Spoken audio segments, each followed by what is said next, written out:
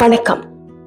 ஒரு மனிதன் சாகிற வரைக்கும் கஷ்டப்பட்டு உழைக்கிறான் என்றால் அவன் மகனோ மகளோ கஷ்டப்படக்கூடாது என்பதற்காகத்தான்.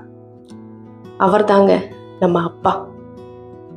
இங்க நான் கத்தார்ல வசிக்கிறேன். ஷாப்பிங் மாலுக்கு போவேன். காரை பார்க் பண்ணும் போது ஓடி வருவாங்க. காரை தொடக்கிட்டுமான்னு கேட்பாங்க. வலிக்கும் மனசு. அப்படி வெயில், கொளுத்தும் வெயில். 2 மணி 1 மணிக்கெல்லாம் ஓடி வருவாங்க. அதுல நடக்கவே முடியாது. அந்த வெயில்ல தான் இருப்பாங்க.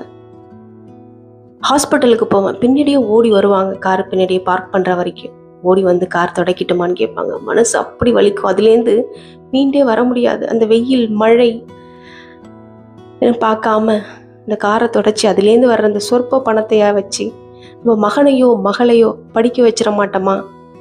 நம்ம பட்ட கஷ்டம், நம்ம படுற கஷ்டம் நம்ம மகன் மகள் பட்டுவிடக்கூடாது என்பதற்காகத்தாங்க அப்படி 24/7 உழைக்கிறாங்க, எதையும் பார்க்காம.